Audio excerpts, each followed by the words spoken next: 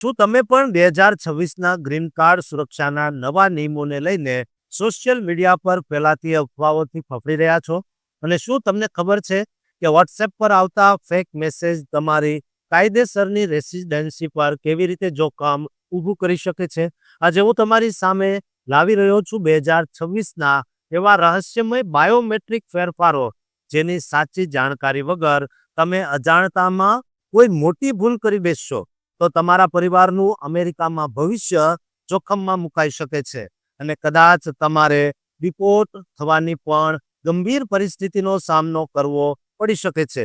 આજે હું તમને એવા સત્યથી વાકેફ કરીશ જે અત્યાર સુધી અફવાઓના ડર પાછળ છુપાયેલું હતું, જેથી કરીને મારો ન્યૂ જર્સી કે શિકાગોમાં રહેતો દરેક ગુજરાતી પરિવાર પોતાની કાયદેસરતા સુરક્ષિત કરી શકે.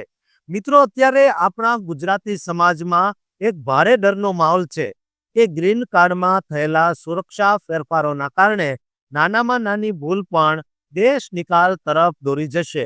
પરંતુ સત્ય એ છે કે આ ફેરફારો માત્ર વહીવટી પ્રક્રિયાના ભાગ છે. 2026માં રિન્યુ થતા દરેક ગ્રીન કાર્ડમાં હવે એક અત્યંત આધુનિક ડિજિટલ આઇડેન્ટિટી ચિપ બેસાડવામાં આવી રહી છે, જેનો હેતુ તમારા દસ્તાવેજની ચોરી કે નકલી ડોક્યુમેન્ટ બનાવતા અટકાવવાનો છે. USCIS દ્વારા ફેબ્રુઆરી 2026ની ડેડલાઇન સાથે ફરજિયાત બાયોમેટ્રિક સિંક્રોનાઇઝેશનના જે નિયમો લાવવામાં આવ્યા છે તેને લઈને સોશિયલ મીડિયા પર દોસ્તો ખોટી માહિતી ફેલાવવામાં આવી રહી છે, જે ખરેખર જોખમી છે. વાયરલ અફવાઓમાં એવું કહેવામાં આવ્યું છે કે સરકાર હવે તમારા પર જાસૂસી કરશે, પણ હકીકતમાં આ સિસ્ટમ માત્ર તમારી ઓળખની સુરક્ષા માટે છે.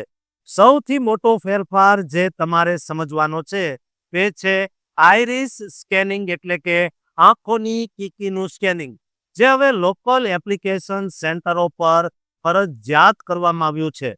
આ સાથે જ 2026થી ડિજિટલ ફર્સ્ટ ફાઇલિંગ પોર્ટલ અમલમાં આવ્યું છે, જેમાં તમારે તમામ અરજીઓ ઓનલાઈન કરવાની રહે છે. ગુજરાતી ભાઈ બહેનો માટે ખાસ ચેતવણી એ છે કે આપણા નામોમાં અટકો કે મધ્ય નામની વિવિધતા હોય છે. તેના કારણે ઘણીવાર ડિજિટલ સિંક એરર આવતી હોય છે, જેને કારણે ઓટોમેટેડ સિક્યુરિટી ફ્લેગ ટ્રિગર થઈ શકે છે. માટે અરજી કરતી વખતે નામના સ્પેલિંગ બાબતે અત્યંત કાળજી રાખવી જરૂરી છે. ઘણા લોકો એવું સમજી રહ્યા છે કે ઇમિગ્રેશન કાયદાઓ બદલાઈ ગયા છે, પણ વાસ્તવમાં આ માત્ર સુરક્ષાના અપડેટ છે અને પાત્રતાના કોઈ નિયમો બદલાયા નથી. જો તમે તમારા ગ્રીન કાર્ડનું રિન્યુઅલ કરવાનું વિચારી રહ્યા હો તો ઉનાળામાં આવનારા પ્રોસેસિંગ બેકલોગથી બચવા માટે અત્યારે જ પ્રક્રિયા શરૂ કરી દેવી હિતાવહ છે. નવા સિક્યુરિટી પોર્ટલમાં હવે કન્ટિન્યુઅસ રેસિડેન્સી, એટલે કે સતત રહેઠાણની ખરાઈ કરવા માટે વધારાના ડોક્યુમેન્ટ્સ માંગવામાં આવે છે. તેની ચેકલિસ્ટ અગાઉથી તૈયાર રાખવી જોઈએ.